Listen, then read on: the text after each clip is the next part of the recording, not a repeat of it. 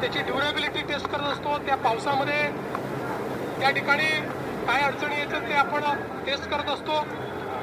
पण हरकत नाही, निंदकाचे घर असावे शेजारी, त्यामुळे निश्चितपणे त्या संदर्भात योग्य काळजी MSRTC घेईल. अरे भामट्या, पण पैसे लोकांचे जातात ना, चोरट्या भुरट्या, पैसे लोकांचे जातात. तुमच्या बापाचं काय जात आहे का?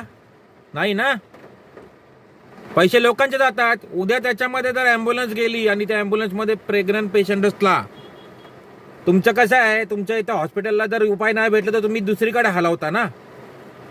उद्या एखादा तिथे माणूस पेशंट असला किंवा गाडीमध्ये जर कोणी एखादा व्यक्ती असला आणि खड्ड्यात जर डोळ्यात आपटली गाडी, अरे ते सोड भुरट्यांनो, मुंबईची अवस्था बघा, प्रत्येक ब्रिजवर खड्डे झालेत, प्रत्येक ब्रिजवर खड्डे. आणि तो भाजपाचा अध्यक्ष संतोष साटम, संतोष नाही साटम, काय त्याचं नाव आहे, साटम, तो दात काढतोय.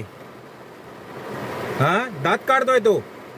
देव करो की त्याची गाडी त्या खड्ड्यात जाओ आणि तो दोरा गाडीमध्ये दाबतो आणि त्याचे चारी दात पुढचे पडो.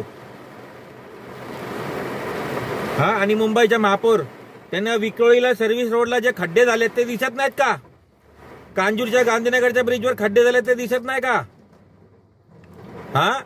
अरे किती लोकांचा पैसा लुबाडून खाणार तुम्ही भोरट्यानं, चोरट्यानं, किती खाणार तुम्ही पैसे? हे पाप तुमच्या ना नाका तोंडातून निघणारच की नाही बघा. श्राप आहेत तुम्हाला, जनतेचे श्राप.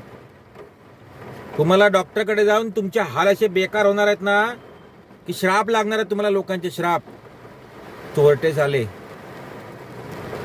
जर पोलिसांनी शिव्या घालायची परमिशन दिली असती ना तर अशा शिव्या घातल्या असत्या ना की विचारता सोय नाही.